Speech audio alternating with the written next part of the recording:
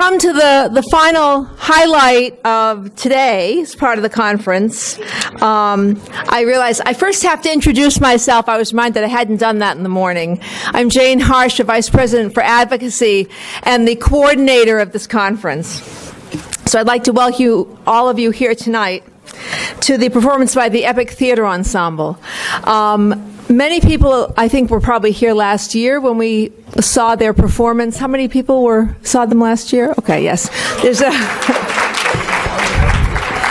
You have a lot of fans. And as you know, this is just a wonderful group of students who create, prepare, and perform their own work. They are affiliated with the Campaign for Educational Equity in Columbia University. And their current performance is entitled 10467. I'm sure they have a wonderful presentation for us. I would like to also introduce Joe Rogers, who I think is, okay, their director.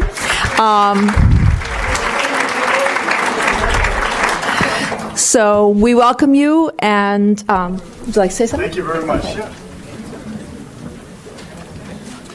Thank you so much, Jane. My name is Joe Rogers, Jr. I'm not the director. I just almost got a promotion, but our executive director is here. That's Michael Rebell. A fine director he is. And yeah, round of applause for Michael. I am a senior researcher and public engagement specialist with the campaign, and I just want to give you a quick snapshot of the work we do. Many of you are familiar with it, but for those of you who do not know about the campaign, we're a research and policy shop based at Teachers College, Columbia University. We focus on legal analysis, policy research, policy development, and public engagement in order to identify and ultimately to secure the full range of resources and opportunities that young people need in order to succeed. And certainly those resources and opportunities that are guaranteed under the law. I also want to thank, first I want to thank Rick Longhurst, your executive director. I know it's not quite executive administrator, thank you. Everybody's getting a promotion. Everybody, hey, promotions all around. Well, and a bonus too. And a bonus. So we've had the great pleasure of working with Rick through one of our projects. We have a statewide policy coalition, which are trying to beef up regulations in New York State in collaboration with advocacy groups and research groups and finance groups and parent leaders like yourselves. So Rick has represented you admirably.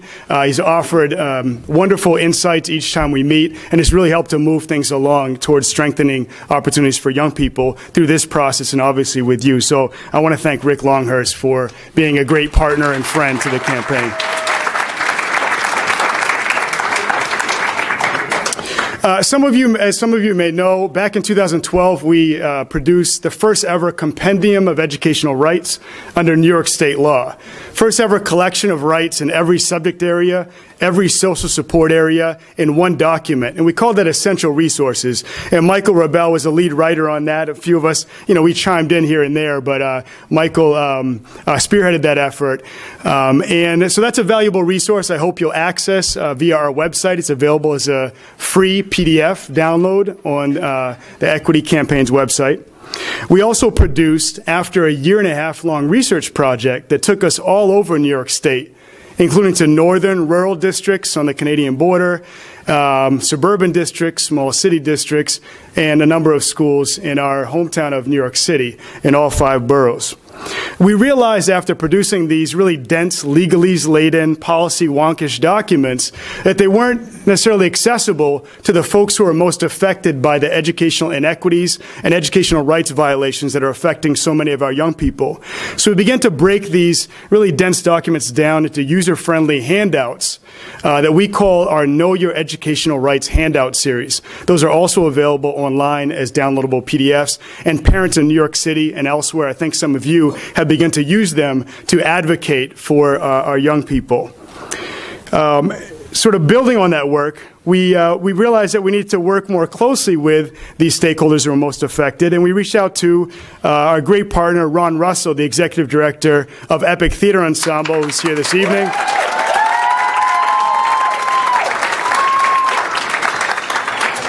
didn't get a promotion. He said he's president. He said he's president of the United States. I think he gave himself a promotion. And he really deserves to be. You know, because of the work that he has done with these young people to prepare them for college and to become stronger, better artists, to become actors, playwrights, and future college students in many cases, he certainly deserves to be president of something. But he's been a great partner since 2014 when we sat down with him and said, how can we marry your activism or your artivism, as some would call it, and the amazingly talented artist mentors and young people that you'll hear from in a moment with our educational rights work. And what emerged from that conversation was this educational equity action, exclamation point, project. Educational equity action. So we worked with young people, with Ron and his fellow artist mentors last summer, summer of 2014, and then this past summer for a couple of weeks. We helped the young people understand their educational rights. We brought our research, our legal expertise, and our policy expertise, and what they did with it will knock your socks off. It blew everyone away last year when they performed here. There was a smaller group. They were wonderful. There was a standing ovation. And I recall there was one parent who's also a teacher who, after being inspired by the young people, said she was about to retire from education. Where is she? She's right here. There she is.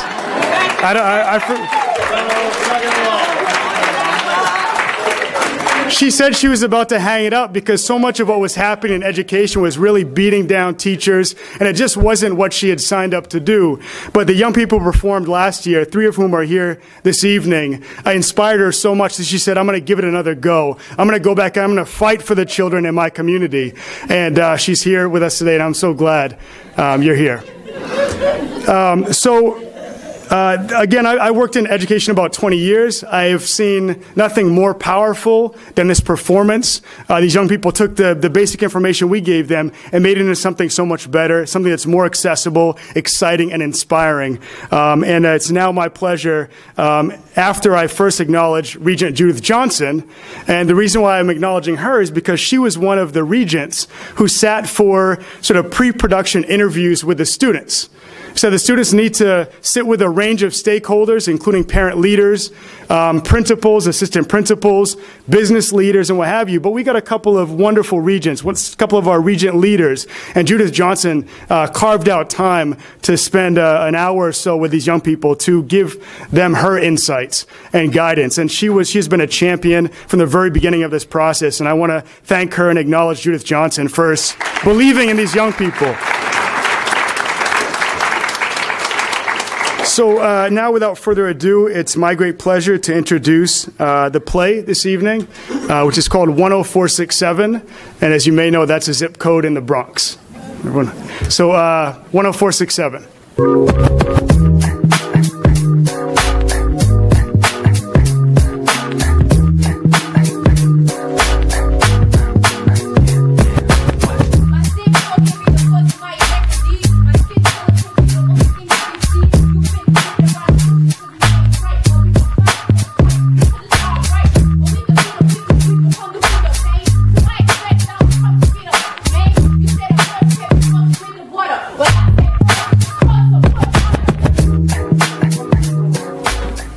Yes, sir, I understand that my job as a member of the board of regents is, well, sir, you know, not everyone can just do what we want them to do. Well, we owe them some kind of additional funding. These young adults are our future. Sir? Sir? Politicians turn to politicians, pulling the same trick. How much money we gonna make off these fools is what they think. Doing everything they can to make sure that they stay on top. I pray to God that these fools don't ever step foot on my block. You don't know how good we should have. If these ain't luxuries we should have, don't put them into the back burner. They want to make us broke and stupid so we can make it out, whether it's making it to college or taking a bus route. But I promise you I won't get inequity get the best of me. Brothers are killing brothers and living just for a check, you see? We're all born, we live, we sleep, and die in the same class. It's kind of like Hinduism. A class system turned to a caste system. What's the issue? We're focused on building buildings instead of building our future. It's us. We stay silent, it's us.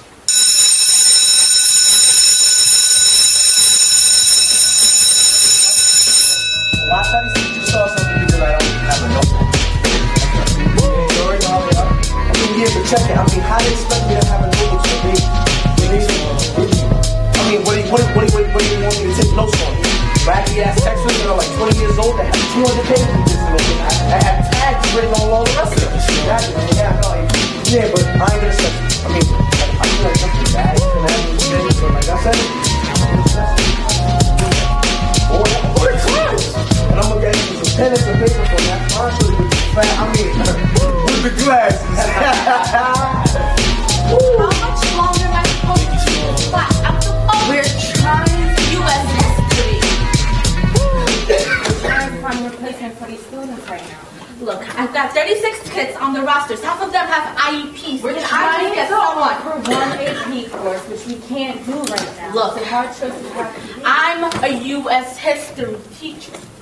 Half of these kids need an English credit. Why are we all in a finance class?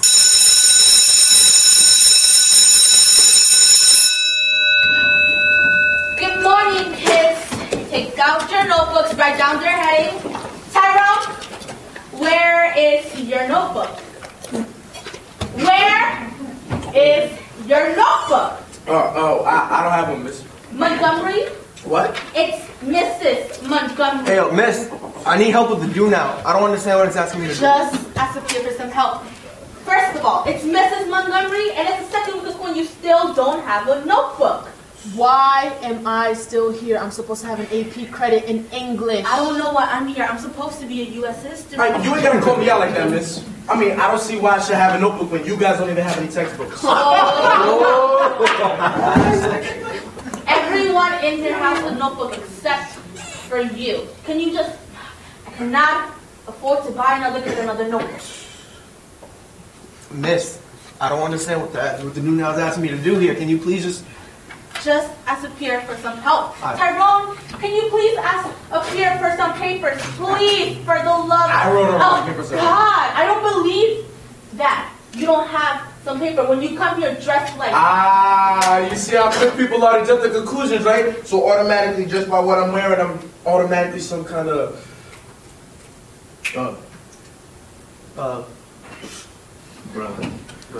Miss, I don't know what the do now is asking me to do here. Can you please just help me out? Just ask up here for some help. Tyrone, please, ask up here for some papers. No. You know, you're probably one of those people that think I should be locked up or gunned down by now. But my GPA is already higher than... Your GPA is not high. It's not even a reflection. Where the textbook says though? Man, do what now? Ain't nothing to do. Hey, Christine, what are we supposed to be doing now? Beats me. I'm supposed to have an AP credit already. Liz, can I go to the bathroom? Yeah, me too. No, you can't go to the bathroom. Just ask up here for some help. Go ask up here for some paper. Miss, we don't really have anything in the classroom. I mean, it's not his fault we don't have supplies. We don't have textbooks, computers. We don't have paper, and it's a writing school. Miss, what's finance?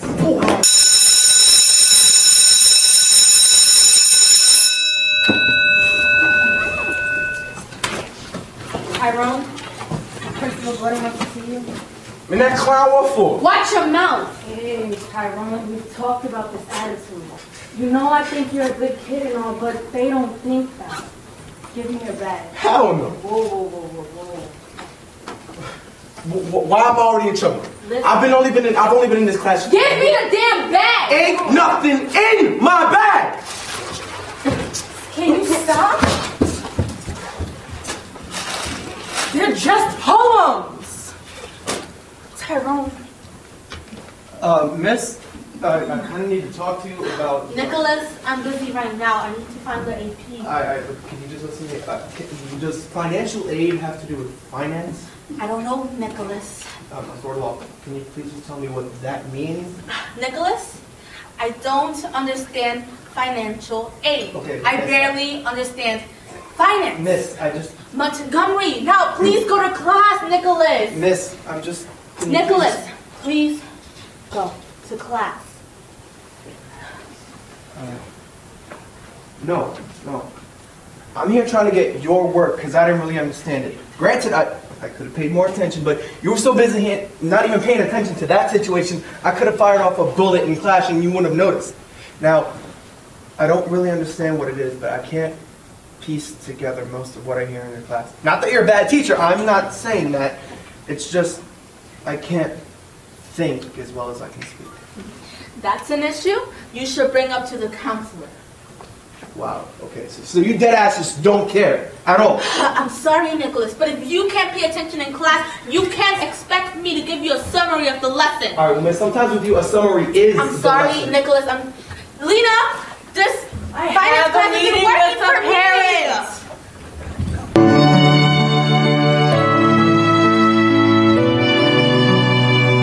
The Minimally Adequate Players present a minimally adequate poem. How now? Brown cow. The end.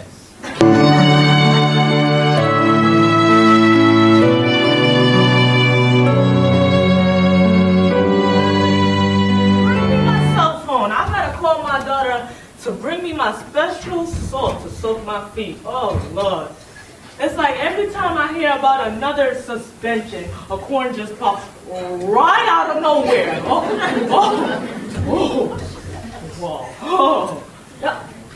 Y'all heard about the news? About how Dr. Thompson is coming with that certificate with the superintendent? He needs to be coming around here more often, you know, teach these kids about life. Oh, they get more wild each day. They just might punch me in the face one day, all right? You see their moms walking out with juicy plastered on their bands. They need to be worried about them test scores instead of how much that Gucci costs. Lord knows, let my mama come back in the day and see me not doing my homework. I know I would have got kicked in my left eye. Yes, Lord. They slanging and banging and getting, ringing and singing, and then they want to be hurt when somebody say they accent dumb. What they do, Shirley? 10467, that's what I... Boy, please. Gosh. See, Dr. Thompson, he can come in here and speak some inspiring words and butter up Miss Lattimore's heart just the way she likes it. Oh, gosh. I just need that man to come and speak some inspiring words for my neighbors, making all them beats and rapping. They could be professionals, you know, and give this zip code a good name so Dr. Thompson can give Miss Lattimore some sugar.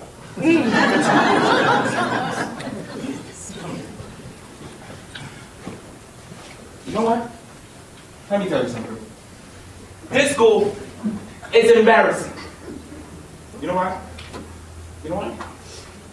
Because what I really don't like about this is the fact that all I see is I don't believe this at all, man. This school is really embarrassing. Every time when she comes home, I see the colors fade in her eyes. The cold look in her eyes. No. You always play too much. You shit. There's 3 words I want to say. Freedom of speech. Because when I start fighting, I never back down. Hey, yo, I'm done with this. Whenever I don't show up to school, everybody miss me. I mean, not Miss Montgomery, though. She hated me since the 9th grade. I don't know why I always ended up in her class. No, she never has any work for me. She won't even give me a single sheet of paper. Acts like it's a crime for me to ask for a single sheet of paper. Or is that just for a student like me?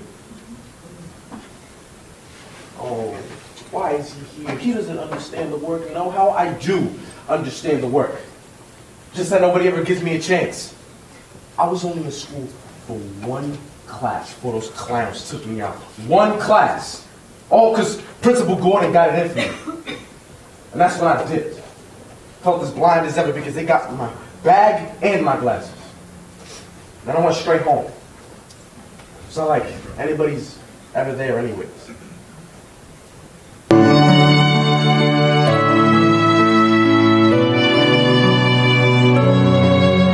The minimally adequate players present a minimally adequate children's story.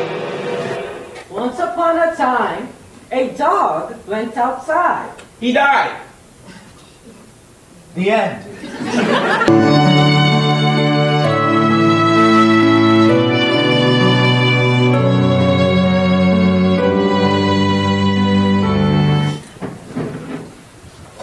We should write a newspaper article about Tyrone.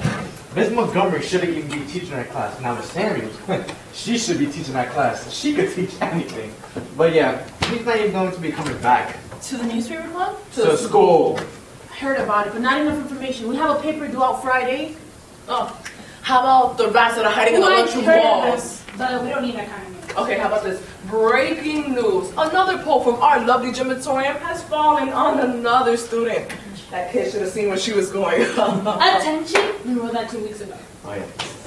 Alright, so since it seems like today's going to be a slow day, we should take a look at the question/suggestion box. Alright. In here, candy wrappers. Alright. First one. How do we get a teacher fired? More candy. Why do we have to go to the bathroom one at a time like one toilet work? Of course we're gonna go. That's a baby. Okay.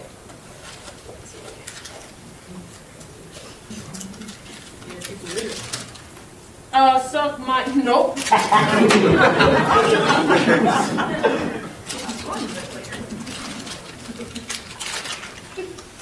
They lower our standards so much so we can anything from them is considered enough. Now we go complacent, they can be ancient simply because we're young, and so we're told to shut up. Told to shut up.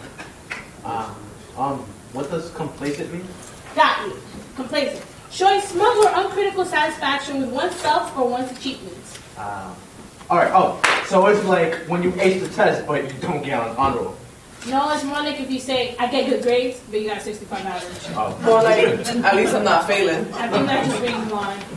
No, I think the kid in the paper was talking about being shut down when we know we have more to say. What this kid is getting at, what we should be getting at, is that our standards are lower than we are supposed to appreciate a basic education that is barely okay. Barely okay. I like that. I have 2 teachers that are barely okay. Yo, but isn't what this kid is saying is that we are barely okay students? Barely okay is starting to sound like the punchline to some kind of joke. Maybe we're the joke.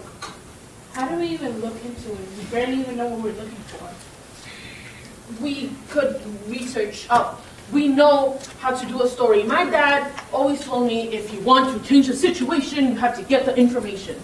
So I'll just start asking around to how much, schools get to spend. And we also need to see which schools are better than other schools, just to match the two. How the schools look, the staff, the supplies, because I'm pretty sure not all schools have a gymatorium. I never see that on the WB. I could start looking to how much state funding a school gets to spend a year. Maybe we should look to do interviews? That sounds good to me. I'll ask my dad if he has any ideas. We all need to figure out why we sense the standards are lower, but no one is talking about it. Please don't give me an interview with Miss Lattimore or someone from a teacher. They look at us with pity eyes. Give me someone from the city council or a region board. I want the dead eyes full of facts.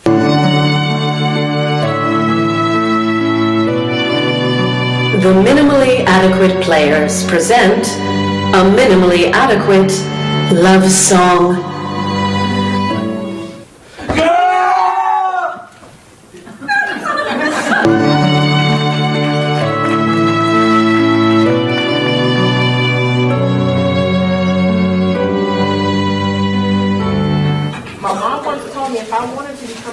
Artist, I have to go to school and get good grades. Anything below an 85, she'd take my paintbrushes away. If I got in trouble with a teacher, she'd sit me down and tell me how the teachers are there for me, pouring their heart into mine to make sure that the goal of school was realized in my life. That goal was to make the next generation capable of owning a bright future. I took my mom's word seriously. I also didn't want to take in any more of my stuff, so I worked hard, I studied, and I passed. But despite all that, I never did find a teacher that would lead me to my bright future. There is no art teacher in our school. Nobody to show me what pointillism or impasta is, or who Matisse and Van Gogh are. I had to learn myself, and I did. But that wasn't enough, because when it came time for that big scholarship competition, I couldn't send my work in. You need an art teacher to sign a submission form. No big scholarship for college, no dream. So technically, the school failed, right? Or was my mom wrong? She wants a teacher to help me. Do I got a sign on my back that says, please save this little brown kid? Miss Montgomery's underqualified and she don't want to help us out anyhow. I mean, my mom, she can't help me out with the supplies. I mean, I come to school to learn, but I can't face the chewed up pencils and crashed computers. That's not my battle to fight.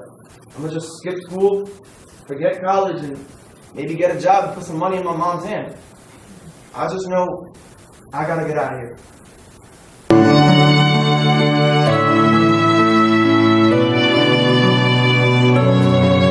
The minimally adequate players present a minimally adequate fire safety lesson.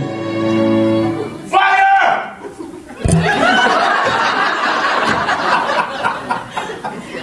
The end.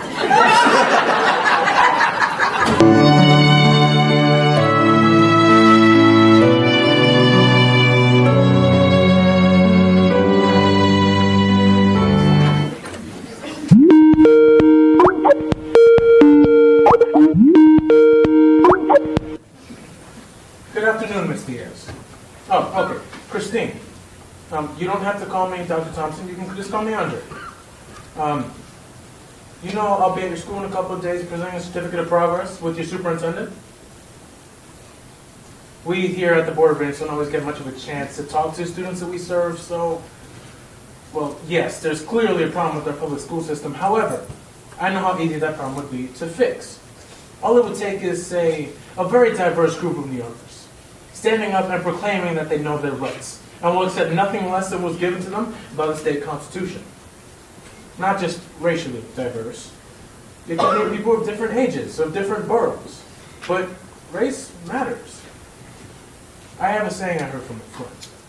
A diverse team will get you a better result, but a homogeneous team will get you a faster result. And in a society where efficiency matters, sometimes diversity does not. I want to help students from schools like yours because these days there are no second chances. When I was growing up, I had more second chance opportunities. I could make mistakes. But you do something wrong today, and that could finish you. Sometimes it just takes one thing, and it could destroy your whole life. Christine, I'll get you an interview with a public official who can answer some more of your questions.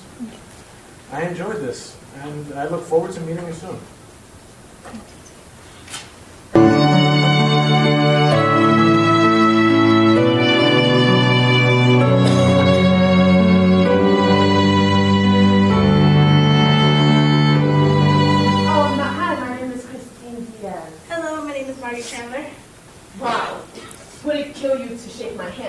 It's only common courtesy. Don't worry, I'll reach out my hand to you too. Not all city kids are rude. Hi, my name is Christine Diaz. Hello, my name is Margaret Chandler. It's a pleasure to meet you, Miss Chandler. It's a pleasure to meet you too, Miss Diaz. Fake smiles already. It's a pleasure to meet you too, Miss Diaz. Miss Chandler, I'll be taking down some notes. It's only for my reference. Yeah, sure, no problem. How do I say this so I don't offend you? I don't like you. What is your job? It's a very complicated job I have. I have a lot of responsibilities. I can't explain them all at this meeting.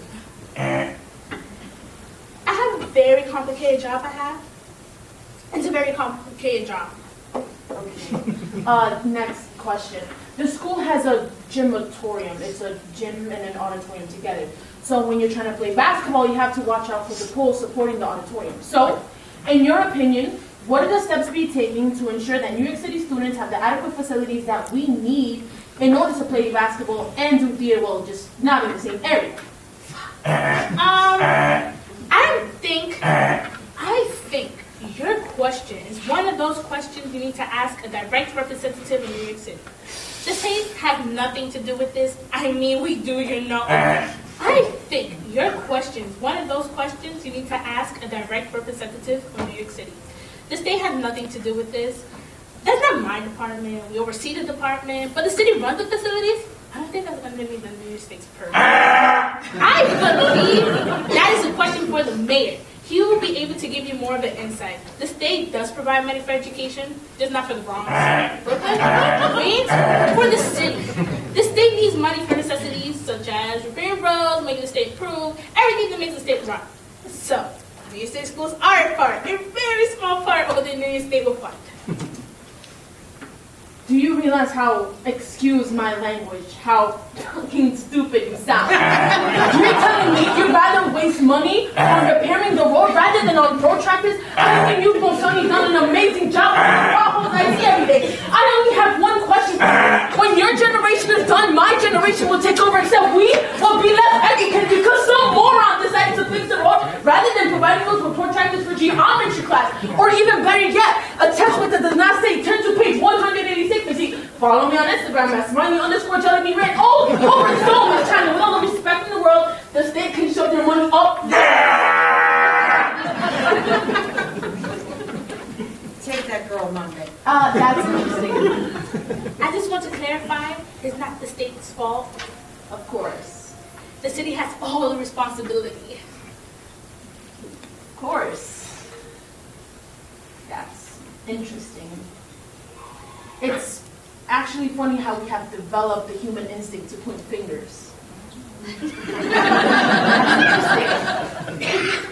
think my job is easy, don't you?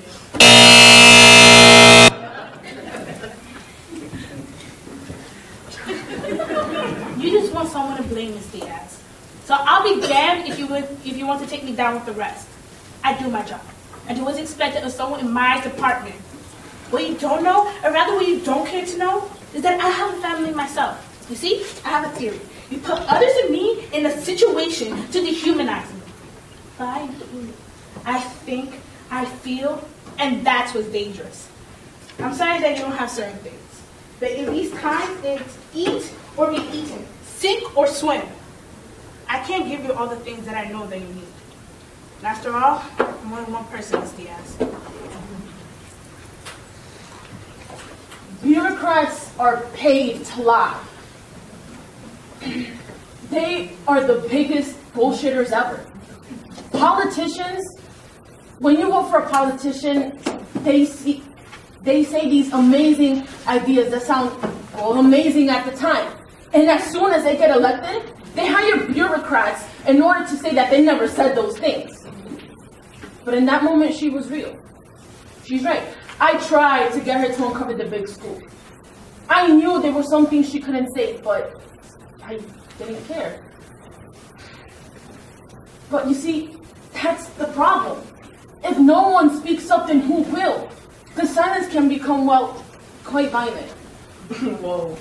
That is probably the realest thing I would ever hear bureaucrats say, but you won't catch the media quoting her on that. They'd rather run some dumb shit Donald Trump says, because money makes the world go round, right? Yeah, so what other things did we learn from the interviews and research? Well, I asked Regent Thompson if schools are better now than they were coming up during the Civil Rights Movement. The one thing that's the same are the children. You know, young people are young people. They all have aspirations. They all want to go on and do great things. Some of them are not always as clear as to how to do it, but I've never met a young person that did not want to do well. So, to answer your question, particularly if you are poor and of color, it is actually worse.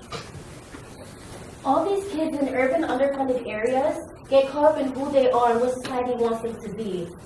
When you feel when you feel out of place, you start to withdraw. I asked my dad if the legislature was responsible. The legislature. They take care of their kids, but not ours, especially my child. Us parents can't even do anything because we're just a bunch of insects to them. The government. We are all in poverty, and they're watching us rot. How do we change things? I don't want to participate in the blame game. It does nothing for me. For us, it just gives those who don't want to take responsibility in this calamity. We are all responsible. Should every child have equity? Sure. But is every problem going to be addressed in the world? No. This mentality is already planted in the voices of the children whose equity level is hidden. Sadly, my mentality is the same. I mean, we can give them the resources, but we can't make them oblige to the future.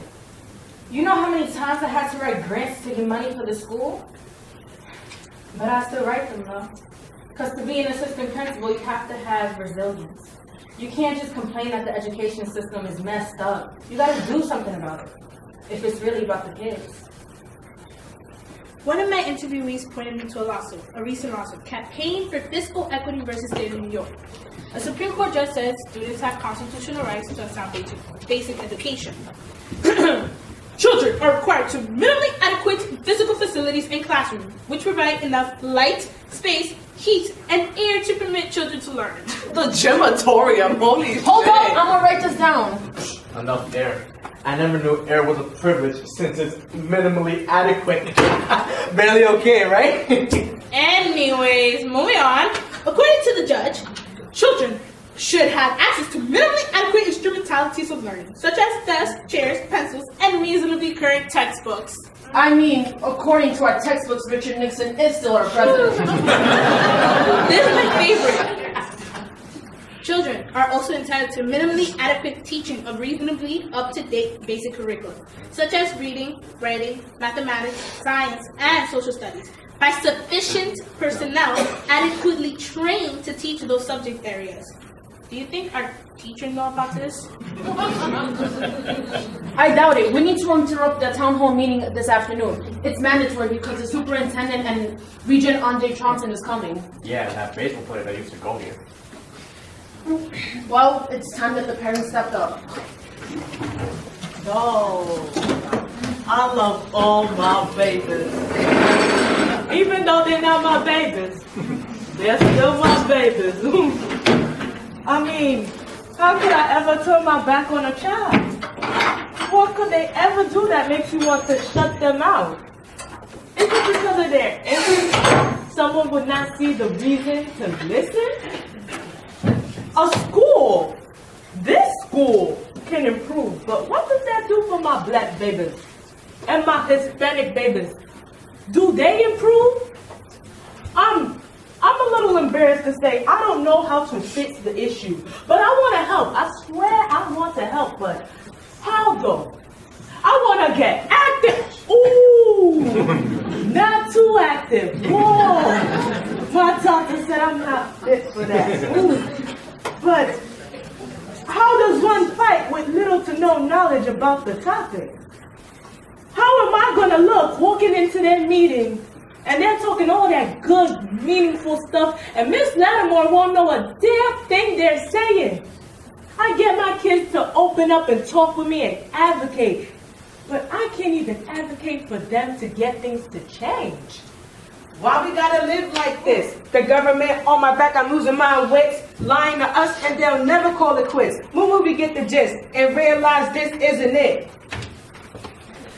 Good evening, everyone. Welcome to our special town hall meeting. As you know, Dr. Regent Thompson is coming to present us with a certificate of progress for all the hard work that we've been doing for the past few years. As a treat, our principal has brought back an alum that has made us very proud. Hello, students. Hello. We are all here today to hear from someone quite famous. He is a famous baseball player who went to our school. Here he is now, Anthony Lopez. Kyle Lopez. Hey, guys. How are you?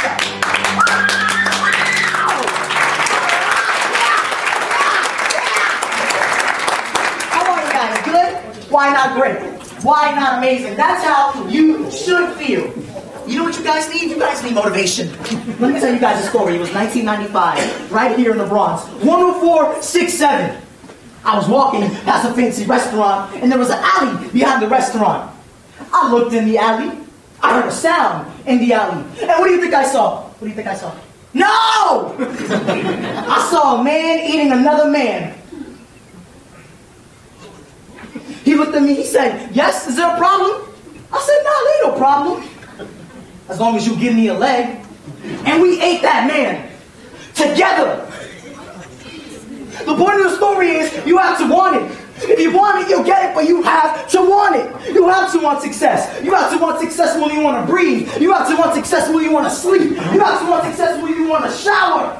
No. They should shower. No, you have to want success when you want to shower, shave, or clip your toenails. All that advice they should do. You can't wait for someone to give you something in life. You have to go out and get it yourself. Your school doesn't have a library, you build a library. Your school doesn't serve lunch, you make your own lunch. Your school doesn't have written history textbooks, you write new history textbooks. Let me tell you something. I didn't have all the breaks. It took me 12 years to get a high school diploma. I didn't go to college.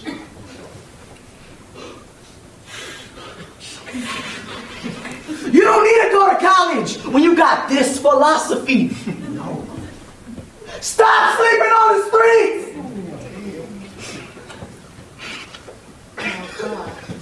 Stop sleeping at your mom's house or your grandma's house. To my conclusion, I was going to give you guys money. I was going to make a big donation to your school today. But you know what? The schools don't need money. No. They need accountability. You guys don't need money. You guys need motivation. And I just gave you motivation. Thank you. You're welcome. I love you. I'm so sorry.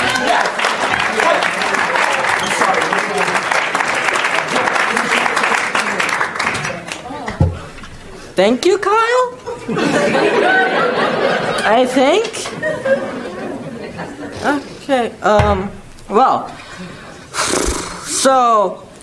Before the superintendent and Regent Dr. Thompson arrive, I want to remind you that your thoughts and your questions will be recorded and given to the state educational department. So please, best selves. If you want to speak out, that's fine, but... Yeah, I got a question. What is it? I try and I try and I try, but I know that I'm not getting the education that I need. My youngest siblings are in middle school, and they're learning the same stuff that I'm learning. They're 12 and 13. I'm 17. So, I got a question. Do I just stay here and get the education that a middle schooler is getting, or do I just drop out? It's the students' fault why they dropped to a low level. Who are you? Maybe if you kept your test scores high, you'd be learning on a higher curriculum. My boy Andrew failed several classes. And I tell him to pay attention. Well, it don't look like he pay attention. Stop blaming. What we need to be worried about is the quality of these blaming the students for all of these educational problems. It's not our fault. Yes, we need to fix the cafeteria. Yes, we need to clean the bathrooms. But what's more important, where the students pee or the education? Yes, but appearance is an important factor in a school. Everyone likes us, but the ones who don't know any better sit quiet. But I won't. There's the same amount of money in the system. We're all equal. Stop sharing the money equally. We need more money than the other schools. Stop making excuses all day complaining, oh, they don't give me enough resources. Well, make it enough. Just like my son. It's the students who are not meeting us halfway. I didn't have a great education, but the background of a struggle makes you stronger. I was hungry for books, but my school didn't have them. So I would have to walk an hour and 30 minutes on foot, passing by dangerous projects. I am struggling to learn, but yet, when teachers like Miss Montgomery over there don't have time for a kid like me when he doesn't get it, that's just not right. If I was your mother, My I mind would is say just no blank, TV bro. and I'm gonna plug in all your electronics until you get a decent What's that grade. gonna do though? Huh? Something. Yo. You know what? Never mind. Look. Oh my god, man. I am just struggling to learn here. You are hurting me. Can you just please? Can you listen? We're just listen to me? doing this because we love you. No, we don't we're want not. to see you end up on the streets or selling drugs. Stop making excuses. Excuse me? I have something to say. Let him speak. Hi. He's a parent. I'm DeAndre. And I think you're wrong. Oh, yeah. Is it really the student's fault for having less tutoring lessons? Yeah. Is it really the student's fault for having less resources? No. Well, I don't think so. It's not the student's responsibility for this. Yes. It's the principal. It's the DOE. It's the legislature's responsibility. The responsibility. Jesus Christ. It's the responsibility to keep the students, my daughter, educated and to go to college. I work for two jobs. I work for UPS as a package deliverer, and I also take shifts in a grocery store.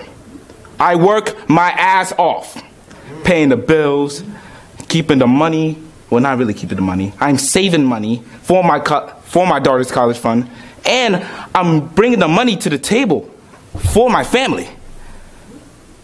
The kids don't need to fail and to be unsuccessful because failure is not the option. I mean, how can you graduate when you fail? How can you know the work or the words if there's no tutoring? How can we stand down when we should stand up? We should stand up. We can't be standing down. We got to rise. We got the power to change. If we don't do better, if I don't do better, then that's our fault. But we can't let that down. We can't let that happen. That's all I got to say. All right, everyone, quiet down.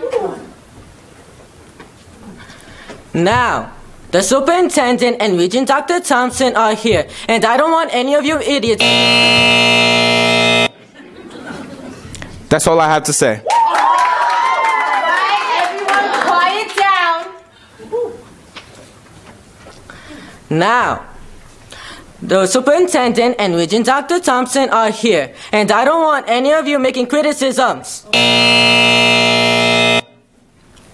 That's all I have to say. All right, everyone, quiet down.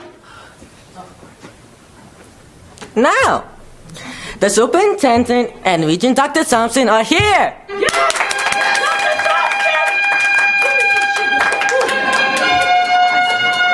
I am very pleased to say that this school has made significant educational progress over the past 3 years, according to the state standards. Thank you, sir. It's good to know that things are finally okay. Today we are barely okay. Tomorrow is not enough. Not enough. Not enough. Tomorrow is not enough. Now, are you going to do something about this? Well, what do you suggest? We can't just drag them out, can we? Senior, you get down or not, we won't take away that AP English class that you all been screaming about. Not enough! Not enough! Swing over here. Dr. Thompson, you have to do something. I'm getting security. Get your kids under control. The press is here. Our major changes. What changes? Well, how about a sound basic education? Ever heard of it? Appropriate class sizes, do we have it? No, most of my classes have up to 35 kids or more in just one class.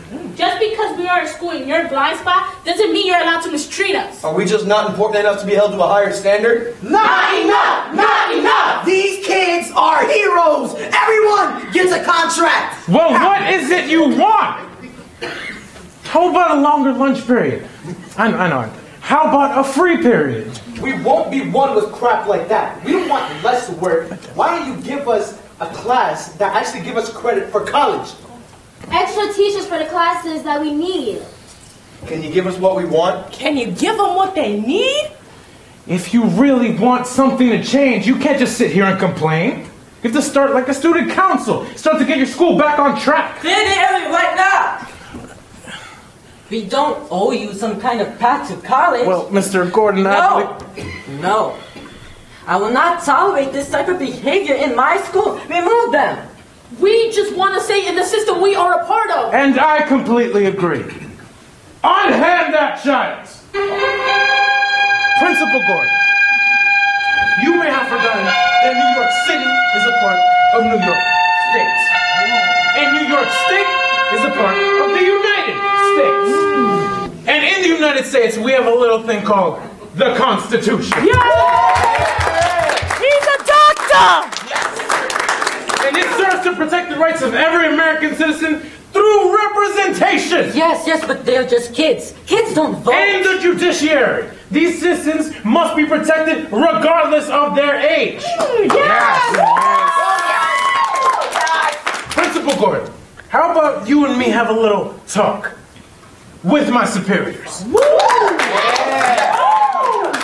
up by shaking bait, hustle down the school zone where they mess with your mental and plant lies in your dome. You win the most of your life, so that's why you think it's all right. Robbing us blindly and never see the light. The ones who represent us are the ones who gonna defeat us, right? They kick us down to the ground, way past the earth's core. They get mad when we want war. They give us this crappy education, thinking that we gonna make it in this evil damnation. Ran by devils, ran by corruption, while we all sit in the dark self-destructing. You think we're standing down? We're gonna stand up, cause we ain't going back to being screwed ups. You think we standing down? We're gonna stand up, cause we ain't going back to being screwed ups. Did we do it? Yes, we did. Wait, Dr. Thompson, give me some sugar.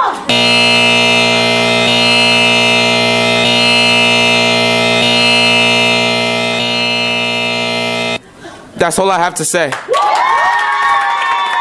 right, everyone, quiet down.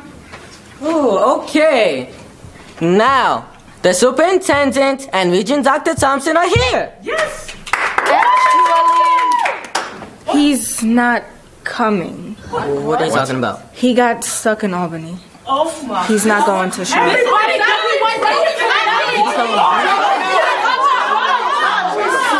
I'm dropping out.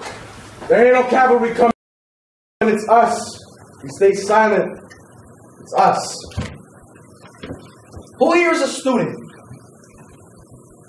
Stand up. Who here is a teacher? Stand up. Who here is a parent? Oh yeah, y'all stand up. Who here lives in New York? You got to stand up. Why do we stand down? Why do we stand down? Why do we stand down? When we should stand up!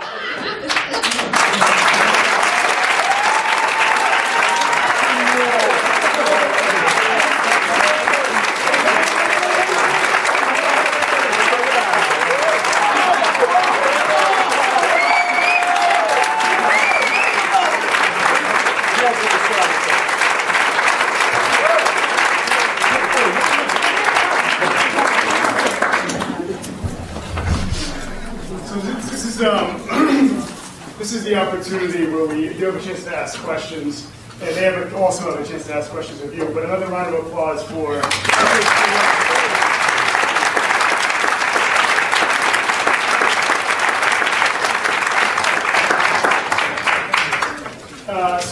Questions, responses, initial reactions to the play. I think also, yes, please. Yes, please.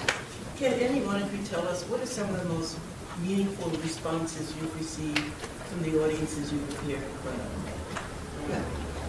of? Well, first of all, good evening, everyone. How are you? To me, what means the most to me, I think, is the laughter. Simply because the message that we're trying to deliver, it's a tough pill to swallow. It's a hard message to deliver, you know, and it's easy for someone to shut out. It's easy for someone to just not want to hear it and not deal with the problem, you know. But when we make you laugh, it's number one, it equals message received, but number two, it also equals that it's not necessarily hurting you, and we don't want to hurt you by telling you what it is, like by telling you what the problem is, you know. So that's to me, that's why the laugh is always the most meaningful. Another thing that was a really strong response from the audience is that students don't really know about the situation at hand. So they would see this performance, and during the question and answer, just like this right now, it would be like, I really didn't know that at all. I didn't know that I'm in school and this is what's happening. Yeah, I know my school is crappy, but I didn't know I'm obliged to receive all of these things, and I'm not even getting the minimum. So that's one of the most powerful things that I think we received from the audience. It's amazing, 99%, I mean, it's not a scientific study, but let's say 99% of young people and the parents we work with have no idea that students have any rights whatsoever to these basic resources. So these students they're the 1%, right? The 1% of students who are actually informed about their rights and actually doing something about it. Someone else had their hand raised. One thing that really strikes me about it is the fact that, our message really does go out to you. So if just like the question and answer that we were doing now, if a regent or someone who does work for the DOE notices what's going on within our community, and they say, we're not doing our job, we have to do something about this, that lets us know that, we're not doing this in vain, and that the kids are getting the message, and that we're just touching your hearts and letting you know that we need help and that our voices are being heard. So that's one thing here. Another question here. How many of you are registered to vote? Is anybody 18? We're close. Yeah, I think Tyla's the only student who's 18, and she just turned 18.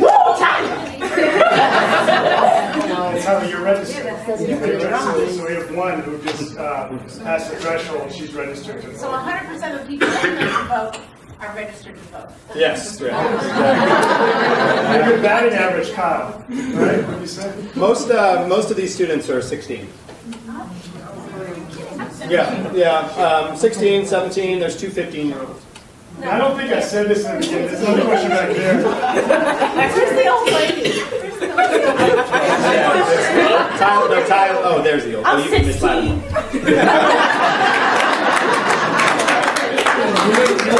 I still do that.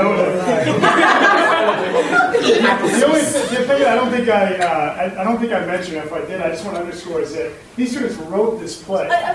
They weren't, right? They're not just the actors. They're the playwrights, the actors. Ron's the director, but also, there's some directorial cues.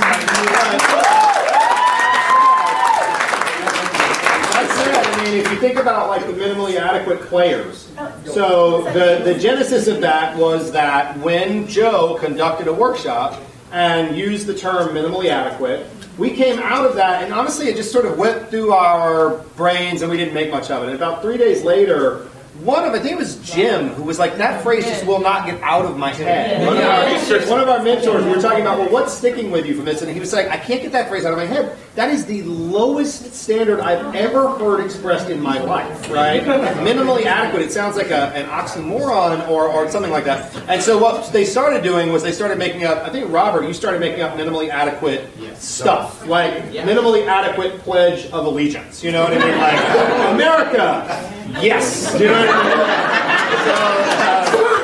So they just started kind of making up, and it became a joke that was running around. And we thought it was just a sidebar thing. We didn't know what to do with it. And they came up with the idea. A group of them were like, no, we want to make something theatrical out of that. And I remember that I was working with somebody else, and you guys and Jim, right, you were just knocking that out, right? I don't even know how you did it. But the three of them just sat there making them up. Randomly, what's a minimally adequate poem? What's a minimally adequate motivational speaker? What's a minimally adequate this? They would just start making them up. And then Jim found that Pachelbel piece, and I came in as the director of the whole project. And Jim was like, I think that we have something really weird. Like, I don't think it's going to work, but could we try it on you? And I saw it and I was like, yeah, that's absolutely brilliant. That's show-stoppingly good. So they started working with that. But that's all student created. I mean, it's not like an artist was saying, you know what you ought to do is put on black turtlenecks and be a troupie of actors. Do you know what I mean? Like, they just completely made that up. Another question, oh, sorry. Was you first? No, she was not done. Oh, not done. That was my other question was who wrote it? Yes. You should make sure you should put C after it. It's really wonderful. I think. Oh, thanks. And when you're in college, try out for plays. Yes. Very hard. Sir in the back. Great performance, by the way. We need you in Yonkers. We desperately need you in Yonkers. That's what we need in Yonkers. One of the questions, or the questions that I have is, how are politicians reacting to your play? What sort of feedback are you getting from have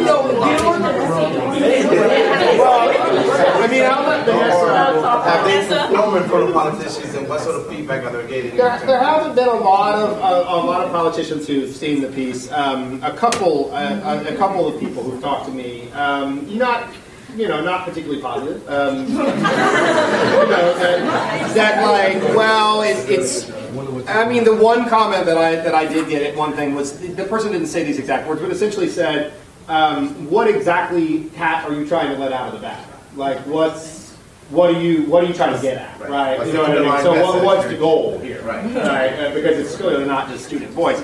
So I mean, I should let Vanessa. I mean, I really would like to tell you though that scene with the buzzer that's rewound between Vanessa's character and Muriel's character. That comes from a real thing that happened. Now, we can't say any names of what it was, but Vanessa, do you want to just describe what the situation was without naming any names or offices that certain people work for, and then describe how you reacted to it? Because I think that's my favorite story about this whole piece. Just say the code name is coffee. Coffee. All right. No. Okay. So my face might turn very, very red because yeah. Anyway. So there was this very nice, I guess, person that came in, and I had to interview her, Marielle had to interview her, and Tyler had to interview her, and she was from a major politician's office. So basically, just like Miss Chandler, she came in there, she was just like sipping this coffee, and that's, to me, first impressions are everything. So if I see you there, kind of, just kicking it back, sipping your coffee, I'm thinking, well, you must think that we're kids, and you must think, well, there aren't really much you can take out of me, So, when I went in there, my mindset was on, I'm going to find out how to crack you. I want to know what exactly you're thinking, and, I want to know how your mind works, because I know how my mind works. I don't know how students' minds work, because I'm a student, but I don't know how your mind works, and I don't know your side of the story. So, basically, she came in, she was interesting. She was interesting. She was very interesting. So just by the way she acted when we asked her, one of the things was I asked her about the roads and about education. Where's the money going? It's like, well, just like Ms. Chandler said, we don't really do that. I come from here, so that's not really my department to work at. We need the money instead of the money for education. She actually said that they needed it for hospitals and building bridges and infrastructure. She kept saying that schools didn't represent a solid infrastructural investment. And then one of the things that really stuck out to me that she said was that we have other uses for the money, and since New York City is only, kind of like a small part, and all of New York State pay for it, so they're not really focusing on the city, if I'm really wording it right. So that's 1.1 million students. Yeah, so what I'm really thinking about is that I understand that there's other students outside of New York City, but I feel like that's where we need it the most, because depending on your zip code, depends your school. So I'm all the way in Evander Child's campus, and that's not one of the best schools you can be at, because just recently there was like brawls, and we have textbooks all the way from 2009 that we have to use for Regents, and you know, it's all about the Common Core, and then how can we do Common Core state standards when our textbooks are from years ago, you know? It kind of really didn't make sense to me. So, writing that scene, it was kind of like, because what Christine said was going through my mind the whole time. How can I say something to you, but listen to you at the same time and not be disrespectful? Because initially, I feel like she was disrespecting us. And I'm very big on, you know, my epic past, because, you know, we're students, and I felt like every time she talked about something, it was kind of like, I'm telling you, and I'm not telling you. So what I decided to do is I decided to give Miss Chandler a reason why she didn't say it. Because, you know, she also has a job, because she also has kids she has to take care of. And I don't blame her, you know, I'm not saying that it was your fault, but then again, I'm also sad because this is your job. You're supposed to stick out for us. You're supposed to do this. You know, we're still young. We still have a lot to learn about. And I feel like it's unfair that we get to go through this whole journey on we should do this and we should do that when, you know, my brother enters school, when he enters high school, he's not going to have the same education that I had, because we all have to, you know, struggle for it.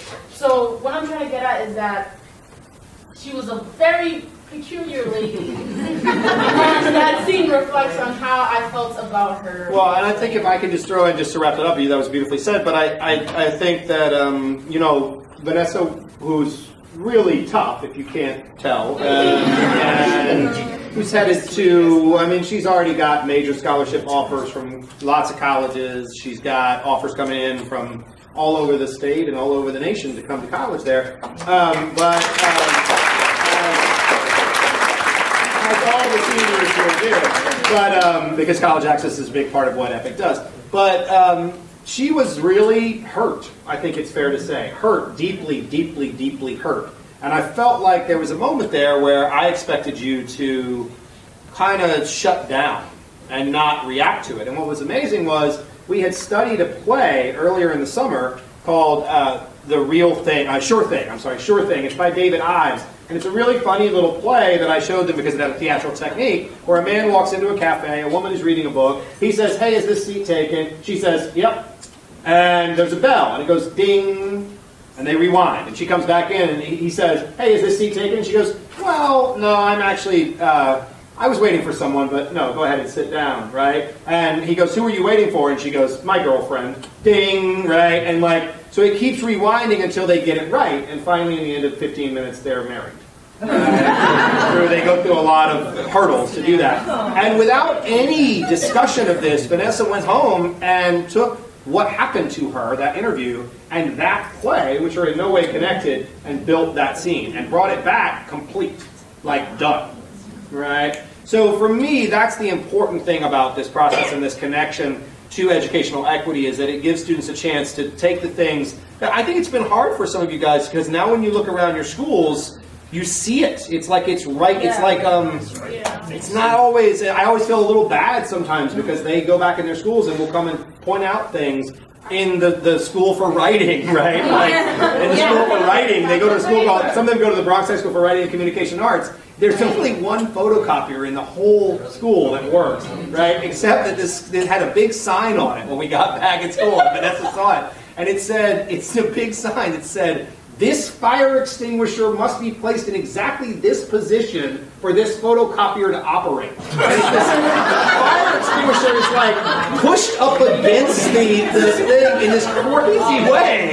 You know what I mean? And it was just like, this can't be real. Do you know what I mean? It's like, here in the school for writing. So I do want to say with your, I think in your question, there was an implicit suggestion that more elected officials should witness his performance, right? So the woman that with whom Vanessa spoke, she was trying to rationalize everything that the questions that Vanessa and her colleagues here had, you know, bureaucratically, and she was off the record. We already agreed, you know, this isn't going to be in the press, or it's not going to be shared outside of this room. You know, it might be dramatized in some way, but she still was trying to rationalize roads, right? You know, sorry, we wish we could fulfill your constitutional rights. We also have roads to pave. Right? So we need to get this in front of more elected officials, right? Yeah. Right, another response to that, and then we have, I think there was one Question right here. Okay. I just want to say something real quick about the school system.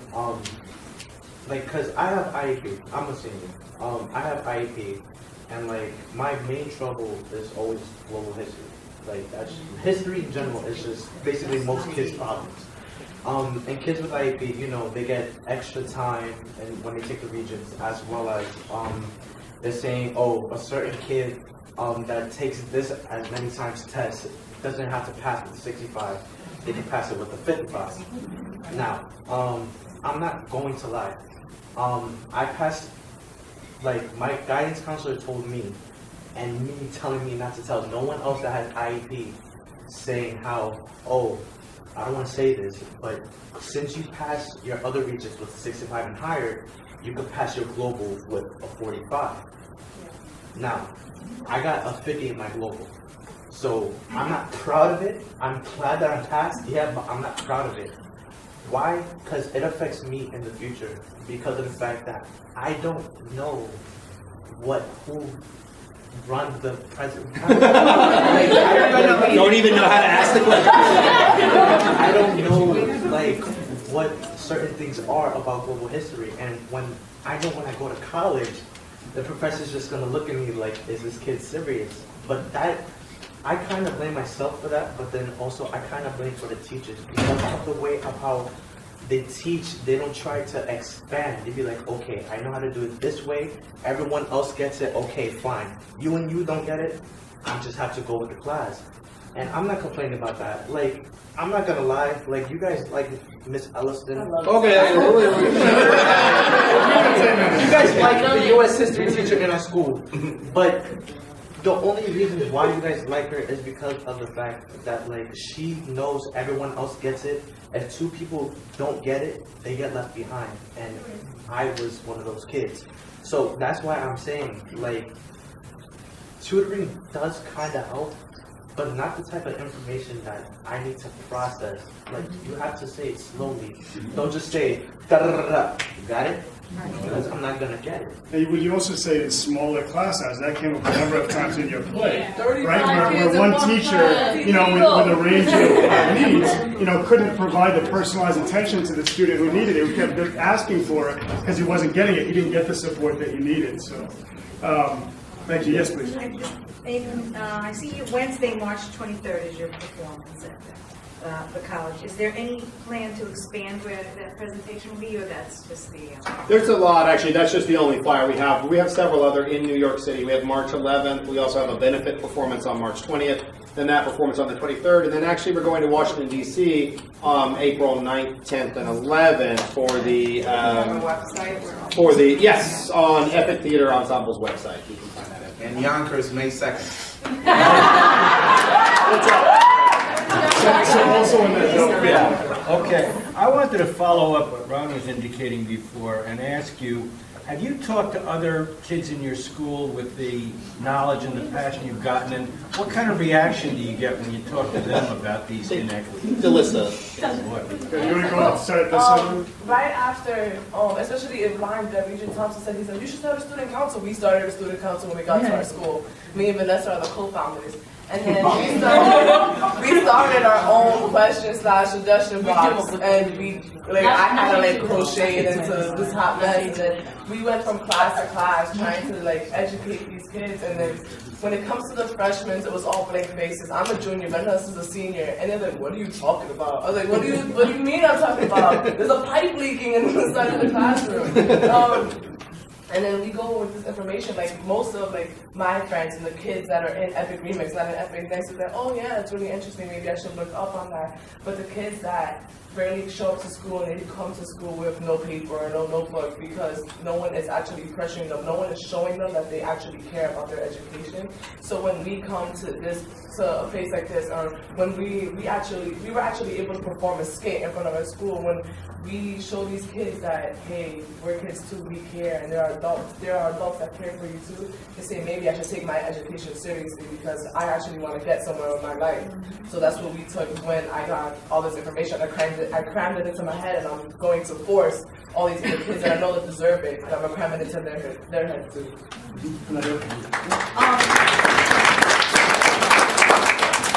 When I like, I got all this information. I went to school. I told my friends about it, and they were like really surprised that we have all these rights and stuff like that. So it was one time that it was like more than 35 kids in my classroom because we have a small school, and I went to go to the bathroom and I told the staff workers that why are more than 35 kids in a classroom when there's supposed to be at least less than 35? And the thing that they said was like, oh, you should pay attention because that's not our problem. And they tried shutting me down about it. And it's like every time I say, point something out, they always shut me down about it. And it's like, oh, okay, so what am I supposed to do with it if I'm just getting shut down even though I know all these things? And there also, just to piggyback on that, through our research, one of the things we found, we interviewed dozens and dozens of educators all over the state. We had confidentiality agreements with all of them so they could be very frank with us. And some of them were telling us that they realized that children in their schools and their classrooms weren't receiving even a sound basic education, right? These minimum, basic resources that were featured in the play, the school wasn't able to provide them. But those educators weren't then taking the next step to inform the parents. Our school is violating your students' rights, not because we're evil people, you know, what have you, not because the children don't deserve it, but because we don't have the resources that we need in order to honor their rights and help them fulfill their potential. So there are a lot of good educators and a lot of good people in the system who are afraid. Really, they're afraid to stand up because they're going to lose their job, they're going to be ostracized, they're going to be, right, there's going to be retribution. And that's a culture, it's a culture of fear. But also on that, if I just throw in, I know there's a comment up here and one here. But also, listen, I'm an artist. Many of you are teachers and educators, and we also know, I agree with you about the culture of fear. But we live our lives based on scarcity principles, right? As that one assistant principal says, like, we make do with the tiniest amounts, right? Artists and teachers are the people in the world who you can give them the tiniest little thing, and they'll turn it into an amazing moment. Right? And we get so used to that, and we get so drilled that that's our job, right? So that when we talk to our teachers and principals in a school like Bronx High School for Writing and Communication, they're terrified, but they're proud that they have what they have. You know what I mean? Because they're looking at the school next to them that didn't work as hard. So there's this sense of pride, like, well, we scraped out another grant. We just got $15,000 from this company, and we got 4 iPads. For 450 students, and we did it. You know what I mean? Like, that sensibility, I just think it's hard to fight. It's hard to fight. It's hard to say all those things you're saying are acceptable. They're not acceptable. They're violations of these children's rights, right? But for an AP, that's hard to hear. Like, I'm not violating anybody's rights. I'm doing my best. You get what I mean? So it's very hard to pull. I want to do one more response to that question, Michael's question about how are you sharing this with? Are you sharing it with your fellow students, and how is that playing? Yeah, I know. I am not a Bronx High School student. I am a Chelsea student, which is located in downtown Soho, Manhattan, and we're the ones with the gymatorium. It is. A million broken seats on the left side of the gym, and then we have to cram into the right when there's a performance or a meeting. It's weird, but we make do with it. And when I tried to inform students in Chelsea, it was basically like, oh, I'm gonna graduate, I don't care about that, whatever. And I'm sitting here like, well, you see, you're gonna have kids. You may have nieces and nephews right now, and we may be done with this road that we went through for 4 whole years, and it wasn't great for us, but we can change that for them. And I even sat there and pointed out simple things like the breakfast that we're served, that free breakfast that we're served in Chelsea. It was literally a piece of processed wheat bread with ketchup and some type of egg on it. And that's breakfast with a carton of 1% skim milk. I'm supposed to eat that every morning. That's great. So it's just like you're not getting through to anybody, especially in Chelsea, because everybody's just too focused on things that don't really matter. like, oh, I want to make money, but you can't make money if you don't go to college. Minimum wage is $9 an hour. How are you going to make a living with $9 an hour? Tell me that. It's hard to get a good job or go to college, right? If you're not, if you're stuck in a gymatorium and can't get a decent phys ed class because there's no space for it. Joe, so there's been someone up here for a while. Okay, go ahead, and maybe we can tie them together. One question real quick and two comments real quick. Question first, but don't answer it yet. When we go and name each school, I came from the Bronx, so I could relate. So before we leave, I would like to know each school. Second comment, Evander Child, 12 years ago, same situation with my daughter. I can't believe it's in that situation still, but I pray for you. I understand. And three, the guy with the IEP, I'm going to tell you something. Many years ago, I had an IEP. Now I'm 43. I'm not embarrassed to say my age. I'm 43, and many years ago, I had an IEP. History was my favorite subject, but it was the one that I could never pass. I never passed any of my RCTs at that time, and I think Regis was coming on. I want to inspire you. I had a great job at Foot Locker. You guys know Foot Locker. Best job ever. Overpaid, underworked, amazing. Came to Yonkers. I saw the reality, and I wanted to make a difference. Went back to school. History is a very hard subject to teach. So I'm going back to school now to become a history teacher. No, we don't.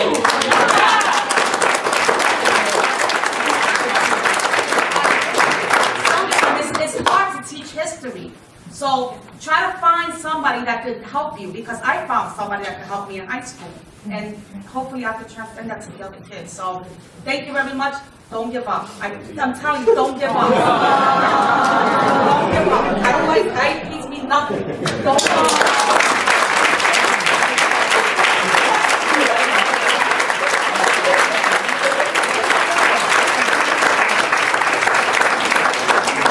Can we get maybe one or two more questions, maybe two more questions? I haven't really picked anyone over here. We'll let her know. Oh, you want to mention your schools? Okay, please. It's just 3 schools. It's Bronx High School for Writing and Communication, which I'll tell her later.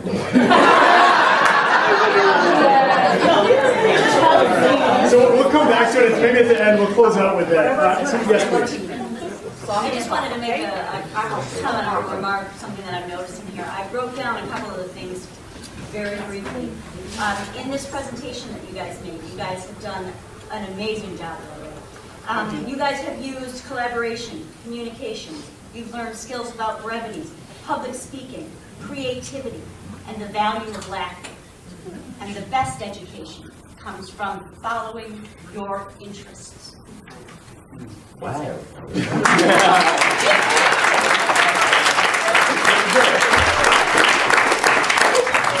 All the way in the back, and then in the gray sweater here. Yes, please. All right, so the question I have with the information that you guys are on with now, when you basically presented this information to your parent, what was the reaction? To your parent? Yeah. To your parent. That'd be good. Oh. Yeah. Vanessa, you want to say? Okay, I'll go first. So, I'm going to be completely honest with you. Spanish is my first language. So, I come from a Spanish household. Everything is Spanish. So, growing up, I couldn't ask my mom help for homework because only Spanish. So, when I tell my mom these things, I kind of have to tell her in a certain way that she'll understand, because, yeah, I could tell her in English, but she won't fully understand it in Spanish. And there's only but so much you can say. And then another problem is my mom came from Mexico. So my dad as well, he can kind of speak English, but my mom came from Mexico, and well, for her, you have to pay for school over there. So it's not like free education here. You have to pay like for school over there. So when I tell her these things, she's just kind of like, but this is America.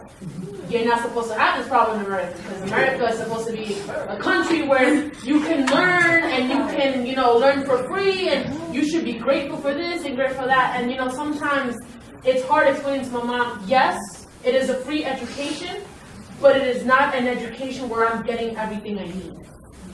So it's kind of hard explaining that to her, but at the same time, it's just one of those things that through time, she's starting to see how many performances we're doing, and she's starting to see how big this is.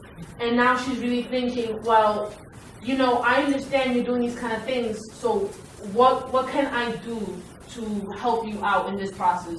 And it's very simple, to be honest. It's just the language barrier and the different mindset. Because, you know, my mom comes from a generation where it's mostly, you know, you had to marry at this certain age, and you had to do this at a certain age, and you had to learn how to cook, clean, and do everything at a certain age. So it's hard getting her out of that mindset and more into an American mindset. So I don't know if that's more, because I'm more outspoken, and she keeps more of her opinions to herself, and I don't blame her for that. So yeah, it's kind of difficult. I will tell you also, and some of you may notice, if you look at the table here next to there's no water in it left, there's ice. But the handouts on the table are the same handouts that the young people use as one source of information for writing their play. And these are our Know Your Educational Rights handouts. And so far we've been able to translate 3 of them into Spanish. So they're bilingual. We have an English version and a Spanish version, and we're starting to translate more of them. It's, you know, capacity issue, we're trying to build capacity for that work. Translate them into French as well, because especially in where we live in New York City, there are a lot of francophones. So Vanessa, I hope also, you know, your mom, you know, may be interested in reading some of the at least Spanish versions of the handouts on some of the rights that you all are spreading the word about. So, and so Will had his hands up, and then Rosa, 2, 3, yeah. Yeah, very much like Vanessa's story. Contrary to popular belief, I am Latino.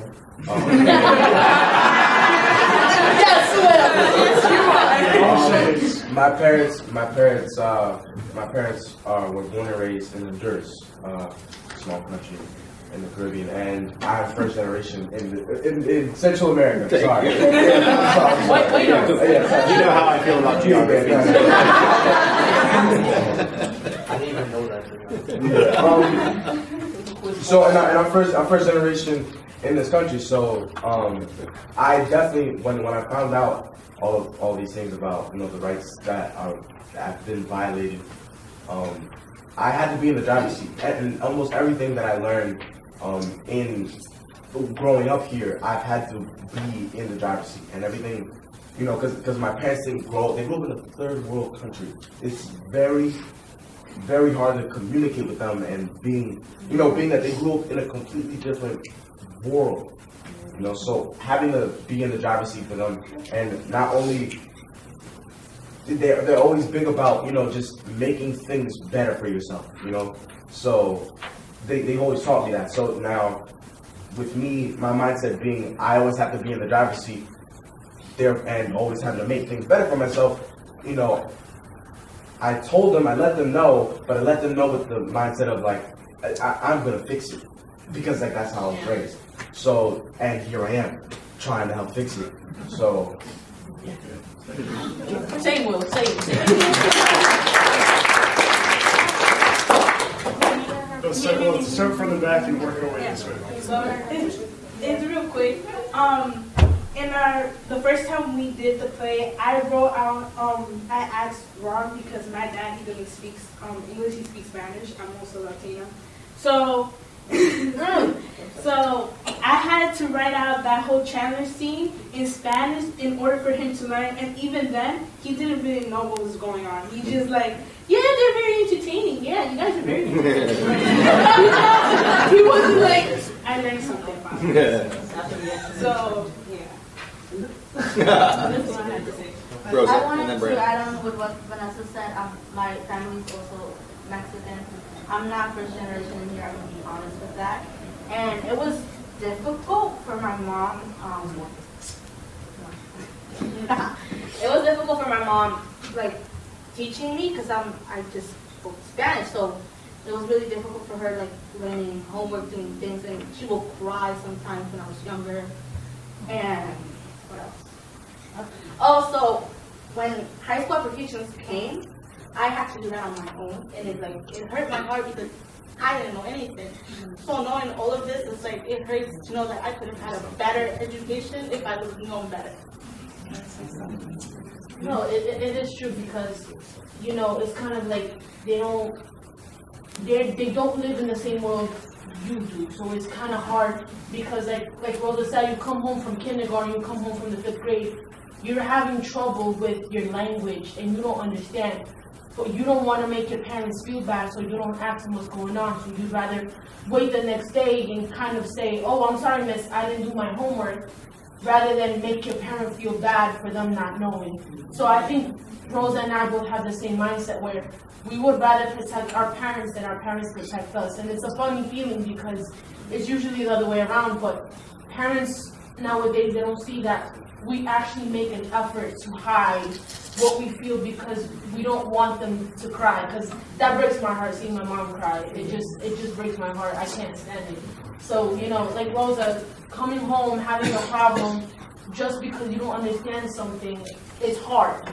But somehow, some way, you have to figure it out. Because I like saying that no one will help you as much as you can help yourself.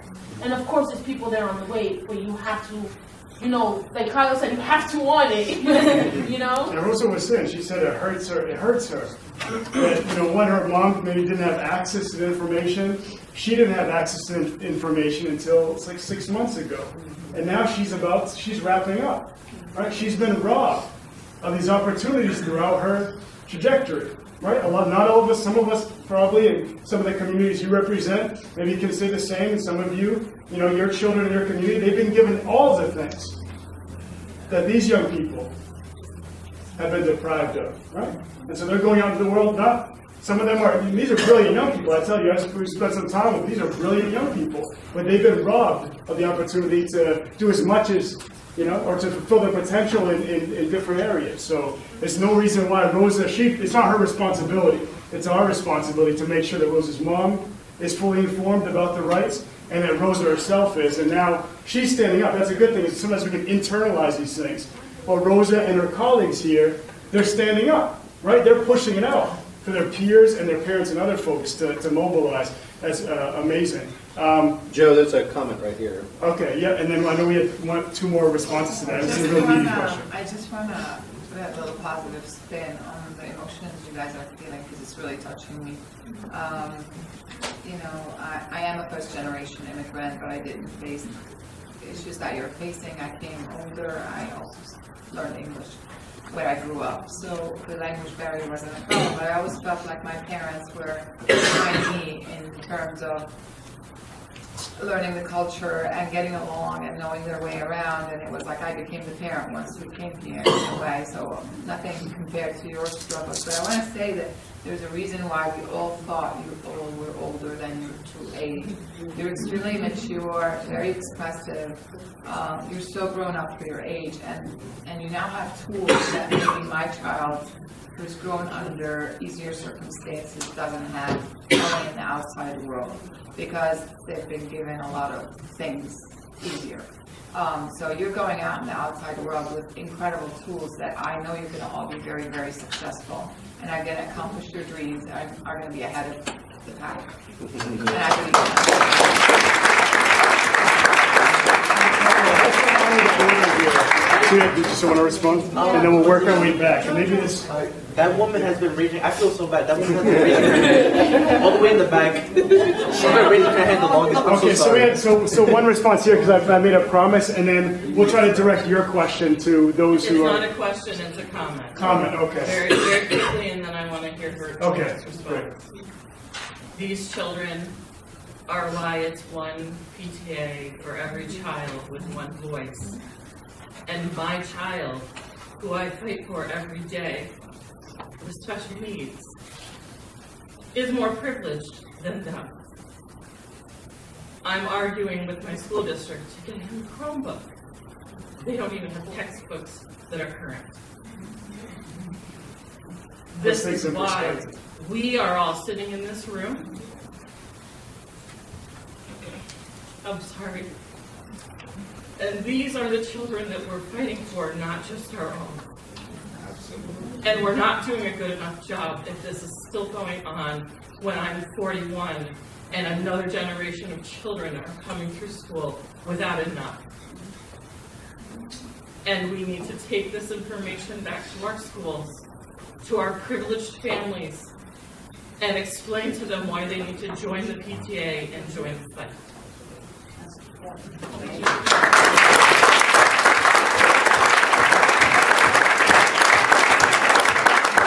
reason why, they say at the end, and I love this part, where they say, are you a student, are you a parent, are you a New Yorker? Because we all have to be in this fight together, right? Each and every one of us has something to contribute, and I think they've really, dramatized that and driven that home to their performance, so thank you for sharing that. Yes. My story is similar to Vanessa and Will's. I'm first generation here.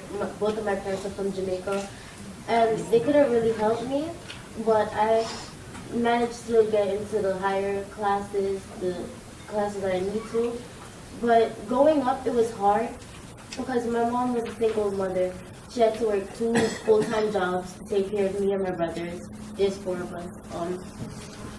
And I could hardly see her. The only time I will actually see her is when I stay up and I can't sleep.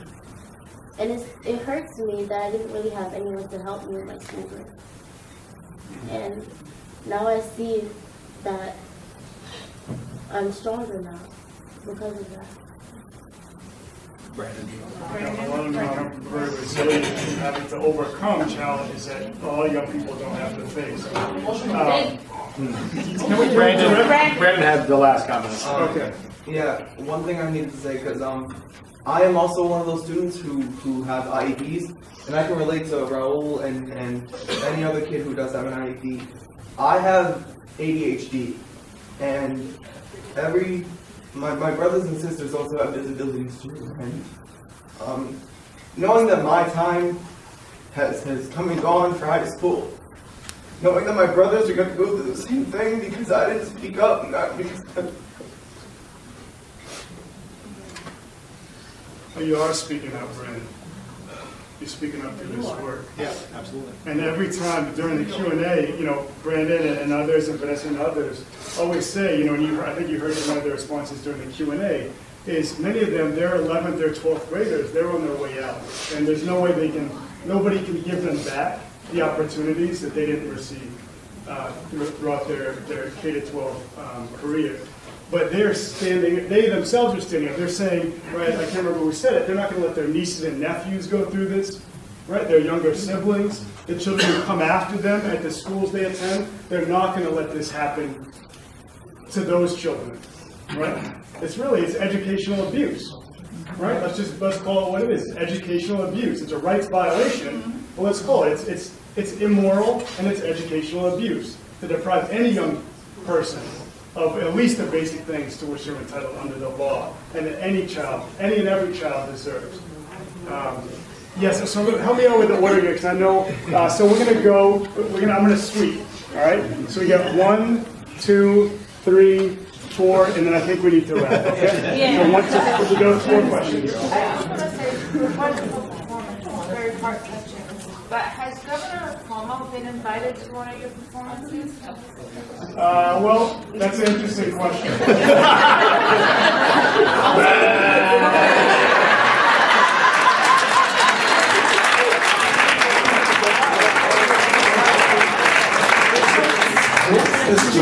I can't tell you, something we need to check to see if the governor himself is on our invitation list, but certainly some of his high-ranking officials have been invited.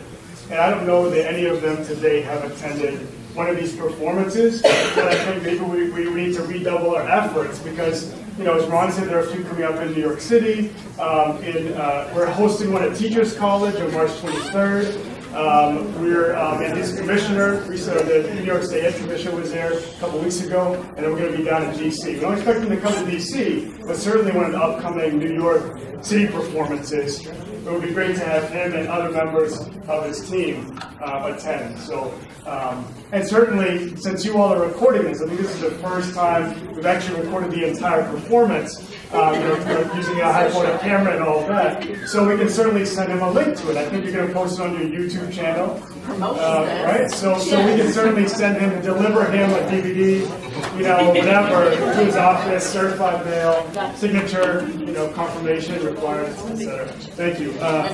Two, yes. I commend every one of you for what you're doing for other children across the state of New York. And when you introduce yourselves, if you could just tell us where you are in school and if you're a senior, what your future plans are. I saw this performance last year and it moved me, but it moved me even more this year. Remember that every wave starts with a ripple, and you're the ripple of this change. So let's close out with that. Thank you. Hello, everyone, and I really enjoyed your performance. I work as a dean in a transfer school in the Bronx, so a lot of your stories, I see it firsthand. I also, and there's a mix of students, some who are highly engaged and some who are, not engaged, who don't attend, show up sometimes, work sometimes, and don't work sometimes. How do you guys, two things. One, how do you guys stay engaged and really committed to your education with all the distractions that young people face going to the school in the Bronx? That's one. And two, for any of you who are not getting support as far as what happens after high school, as far as like college or finding training programs, I do help my students with that. I have cards. If you guys feel like you're not getting that support, I'm willing to help you through college application processes or whatever else you do. Right. And also maybe even to advocate to make sure they have the counselor capacity at their school. So, the first question was about distractions in the Bronx and how do you navigate that and stay focused on your studies. Hi, my name is Lynn. I'm the stage manager. That's why I was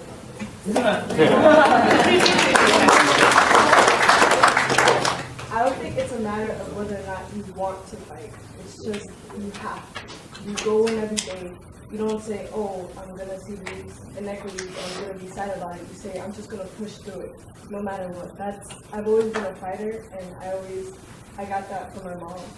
And, she doesn't know much about educational inequity. I have to tell her about these things. All she says is that you should be grateful that you even have a free education. And I'm like, yeah, but it's not even basic. Like, I'm not even getting the minimum. I have to fight for everything that I have. So, I don't know. I mean, I get help from ethics and stuff, and I just got accepted to a few colleges.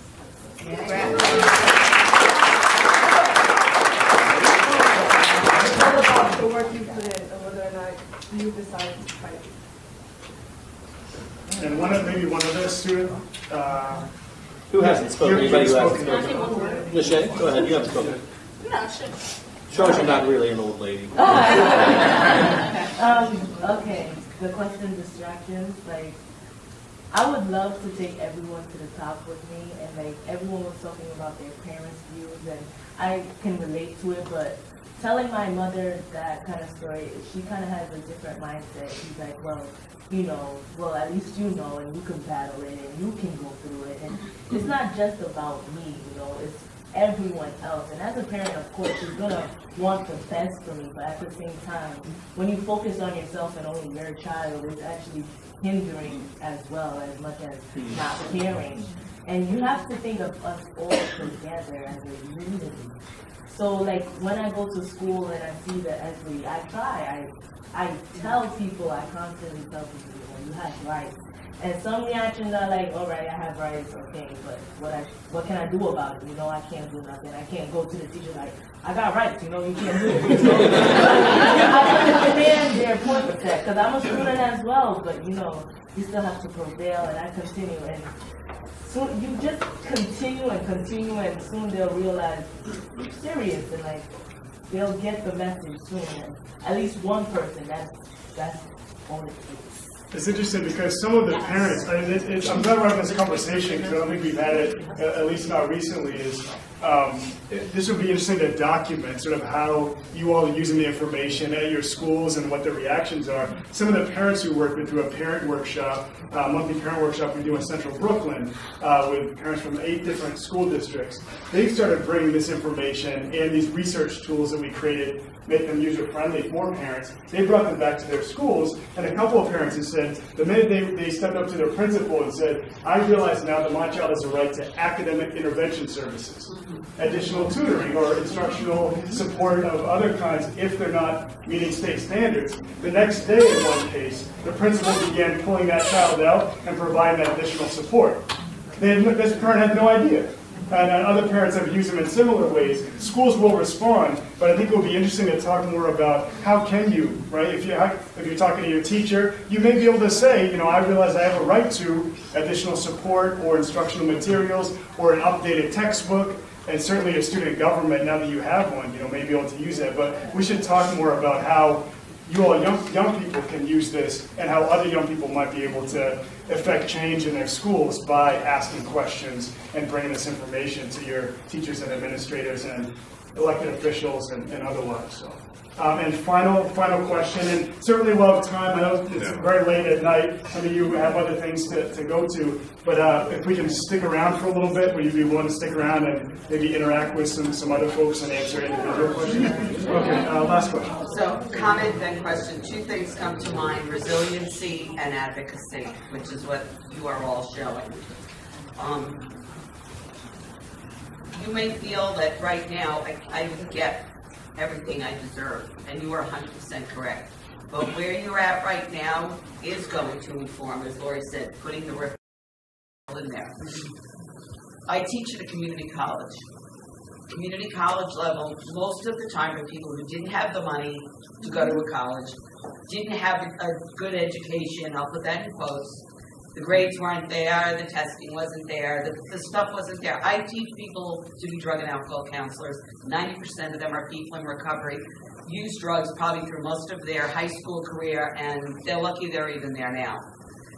It's there, it's available, and these are people that said their life was going nowhere, they thought they'd be dead. And now they're not only getting an associate's degree, they're getting a training for a certification, and now they're thinking about, maybe I should go for a bachelor's, maybe I should go for a master's. When the first day they walked into the college, they had to take remedial reading, remedial math, and now they're thinking, I can go for a master's. It doesn't have to stop here. You guys are showing that you can make change. You are already affecting change. You are doing that. So know that you are affecting change. Last year, I remember asking if you guys had a YouTube channel, because I really felt that that was a way to inform the public, inform your legislators. And there's nothing like showing a video like this and tagging your legislators in it, because then everybody that likes them, you know. And they're on Facebook, even if you guys aren't. But I'm wondering how social media, which is a great way to get things out, if you've kind of moved in that direction. We have done some. There is, if you Google 10467 Epic Theatre Ensemble, there is our YouTube channel has a video on it, Epics, but it's also on a variety of different YouTube channels. There's the John Lennon Educational Tour Bus made a video of this, about a 5.5-minute video of it, and that has gone out widely through social media. We just actually have a new social media coordinator at Epic who is actually just starting to think about a kind of a consistent campaign. We talked about this last year. We were going to do this sort of hashtag Twitter, Instagram campaign about when you identify educational inequities in your school, take a picture of it and post it to here, right, and we'll give you advice on it. So that got stalled out just from a staffing point of view, but yeah, we're definitely moving in that direction. So, the hashtag for this is EduEquity. EDU equity. So if you're on Instagram, Facebook, Twitter, any of those platforms, EduEquity. And we've been talking to, Amber Paulino is our sort of social media guru of sorts, and she's our program associate. I didn't acknowledge her before, but Amber Paulino, everyone. So as soon as you post it on YouTube, and I understand we're also going to get a copy of the video. We're going to upload it as well. Last time we had some technical difficulties around the quality of the video production, so we're going to have a decent format this time, and we're certainly going to push it out. And if you have ideas, I have a ton of business cards. I'm ready. Email me. And you know, we haven't thought of everything, so we'd love to have your feedback and suggestions. And I would the last thing I would say is that the other way that we do this is that we have several versions of this show. One is only 6 actors and 20 minutes. So if you are legitimately interested in bringing this to your community, we can do it extremely inexpensively. We can bring a version of this to your community with a workshop connected to it that will inspire young people to make their own responses to educational inequity. So just get in touch with Joe or get in touch with me directly, and we're happy to bring that. This particular version is obviously large and, you know, it's harder to tote around. But we've been all over the state already with a much smaller version that we're happy to talk to you about. So thank you. Final row, so introduction, so your name, which school you attend, and then for those of you who are about to graduate, what are your aspirations? What do you have your mind set on? Aspirations? They got acceptance letters. Come on. One step at a time. Yeah, career. Yeah, they've all four seniors that are here have gotten into at least 2 colleges. Most of them have been given pretty massive scholarship offers. I can't disclose some of the things that I know, but there are very large scholarships on the table. Several of them have been offered free rides from private colleges. So based on I can't do certain things. I'm in with several admissions departments. So, but we do a lot of college access work at Epic. But one of the ways that we do this is that these students audition for, even when it's not a BFA program, they audition or they see their work. And so it's been a lot of art scholarships that are coming these guys' way. So they're on their way. You want to start us off? My name is Raymond Sanchez. I am in the 11th grade. I'm a junior, and I am attending the Bronx High School for Art and Communication Arts. My name is Tyler Willis. I am a senior, and I'm one of those people who got accepted to 3 colleges already. And I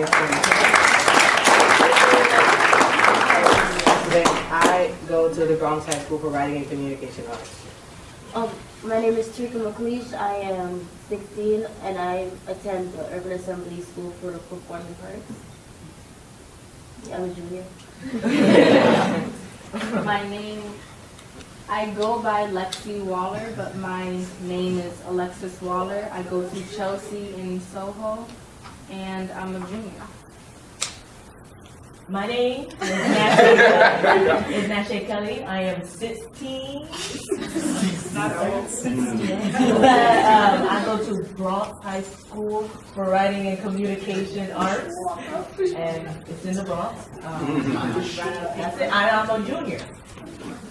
My name is William Hunter. I'm a junior. I go to Bronx for Writing and Communication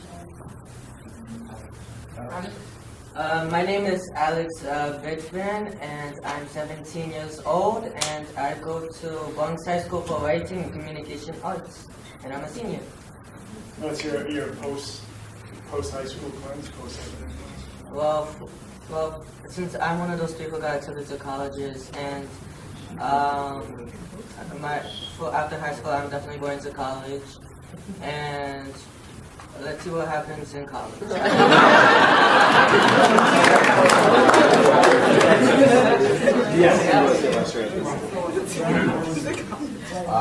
Hi, my name is Willington Welto.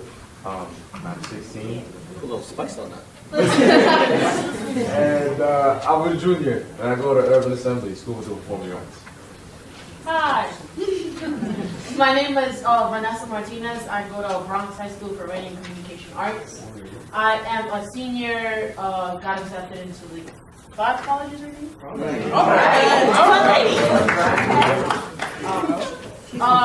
And my plans are to be a pediatrician or, and I hope I don't mess this up, and on the colleges. On colleges. On colleges. Education and equity.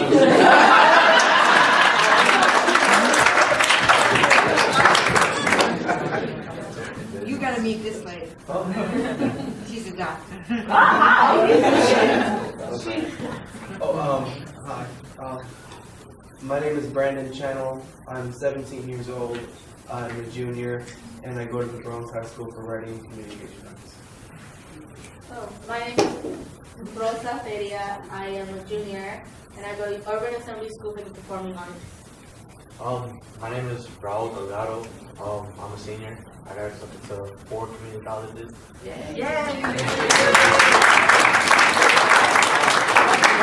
I I got accepted to Bronx High School for Communication Arts.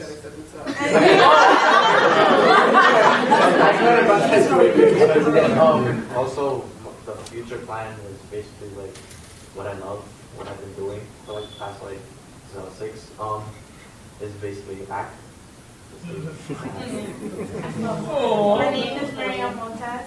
I am a junior in Bronx High School for Writing and Communication Arts. My name is Phyllis Duran. I'm 17 years old. I'm a junior and I go to Bronx High School for Writing and Communication Arts. Call it Alright.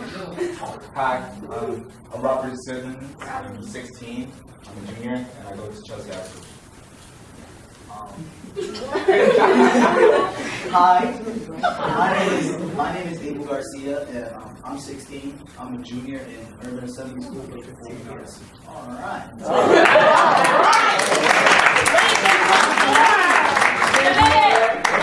My name is Selenia Costa. I'm a senior at Bronx High School for Writing and Communication Arts, and I want to be a psychologist and a stage manager.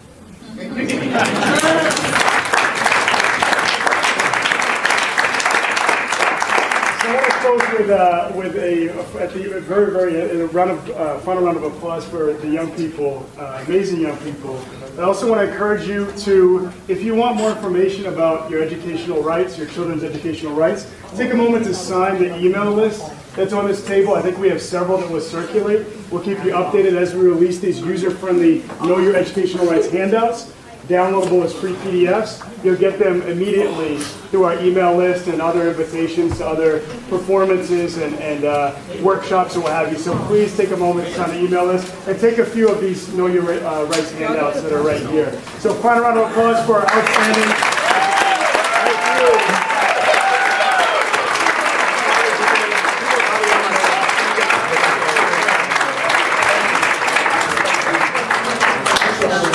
Robert!